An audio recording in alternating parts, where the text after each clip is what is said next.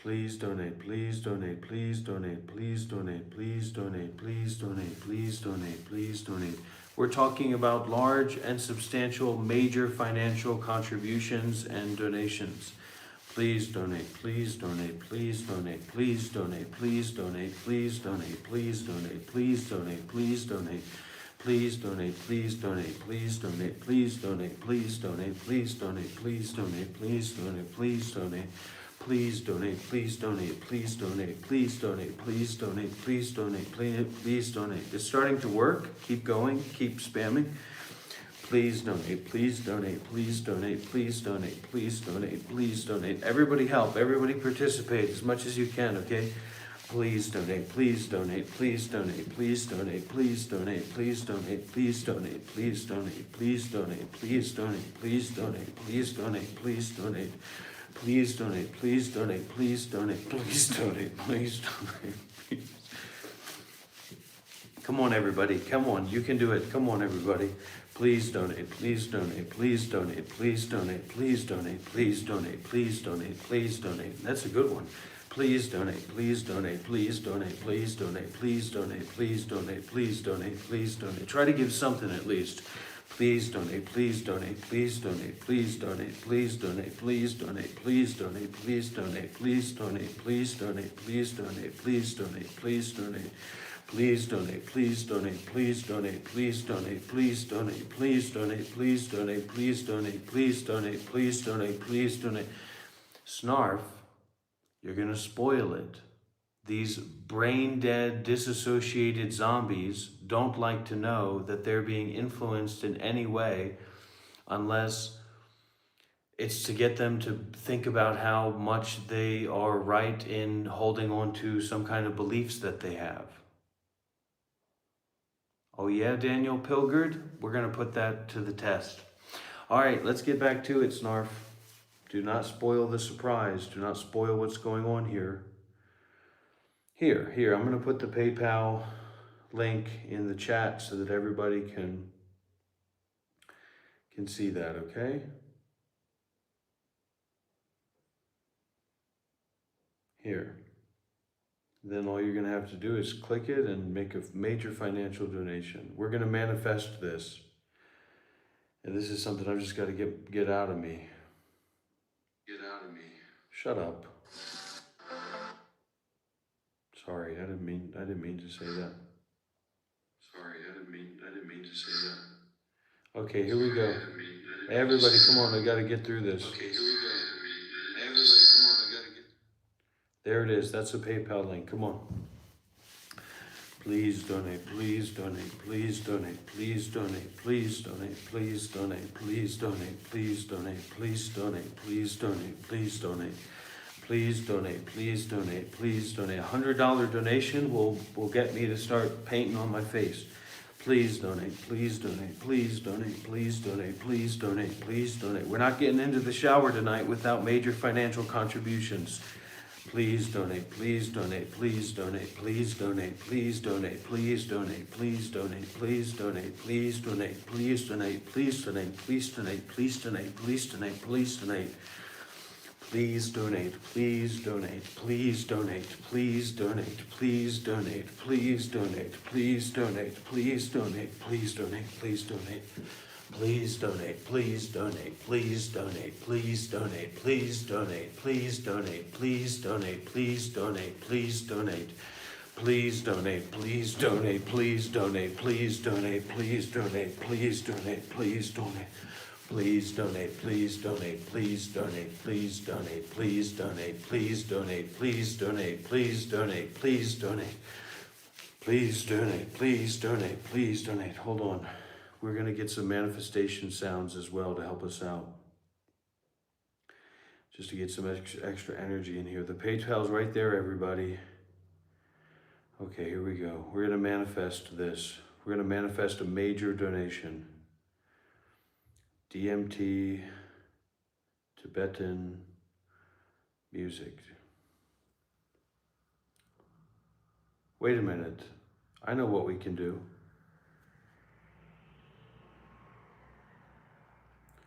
I know what we can do. It's good. Okay.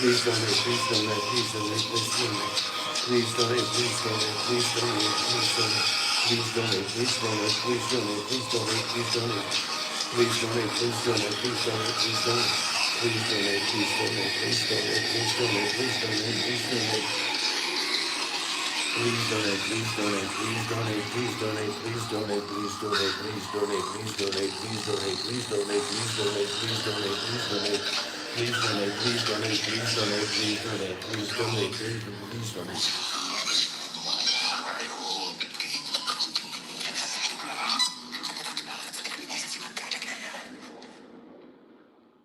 Please donate, please donate, please donate, please donate, please donate, please donate. Please donate, please donate, please donate, please donate, please donate, please donate, please donate, please donate, please donate, please donate, please. Come on everybody, let's do this. Everybody together, let's do this. Please donate, please donate, please donate, please donate, please donate, please donate, please donate, please.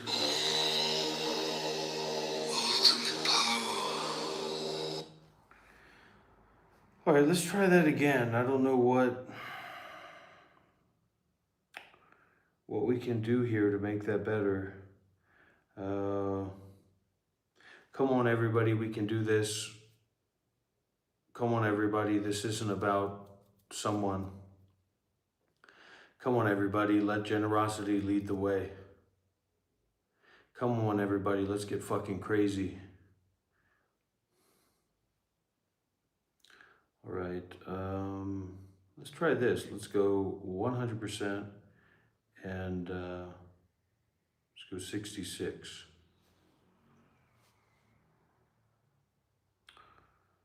See what we get out of that.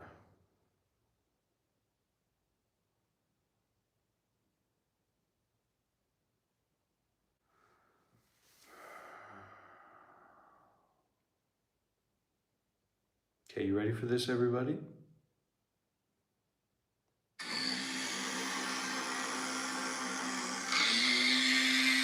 Hold on. Mark Armstrong Moore, Max Armstrong Moore, do you have something to say to me? Do you have a question?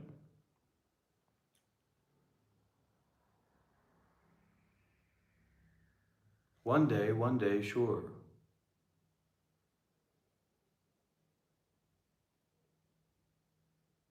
Wait a minute.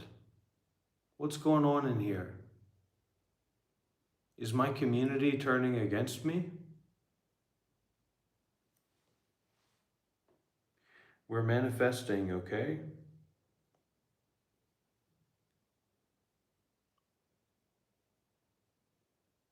Let's get back to work. I don't know what people are trying to distract us from. Please donate, please donate, please.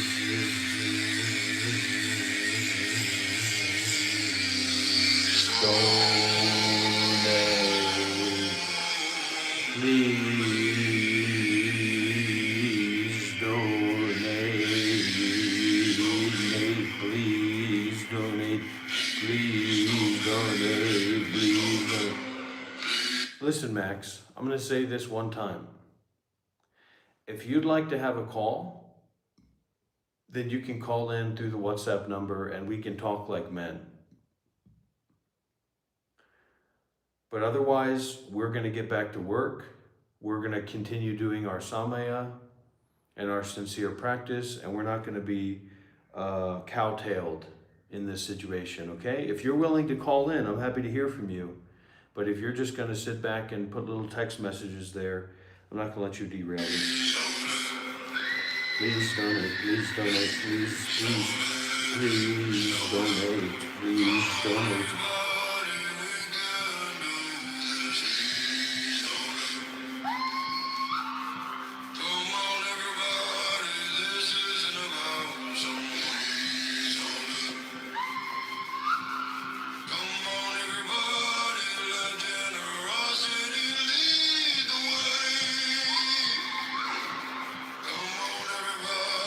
I am that guy. I am that guy.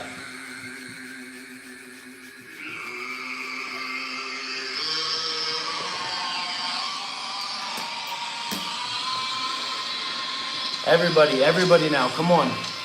Please donate, please donate, please donate, please donate, please donate. Please donate, please donate, please donate, please donate, please donate, please donate, please donate, please donate, please donate, please donate. Please donate, please donate, please donate, please donate, please donate, please donate, please donate, please donate. Come on, come on, come on, come on, come on, come on, come on, come on, come on, come on, come on, come on, come on, everybody come on. Please donate, please donate, please donate, please donate, please donate, please donate, please donate.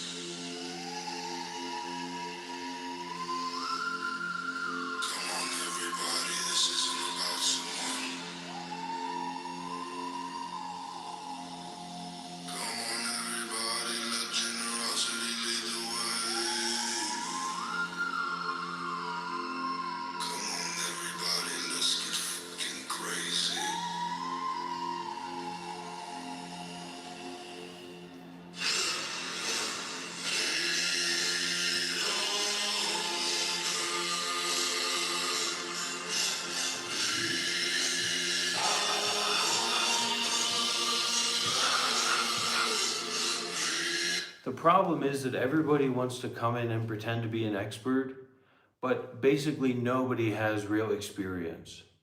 Somehow it's every single person that wants to come in and be an expert and give advice and everything like that has no real experience.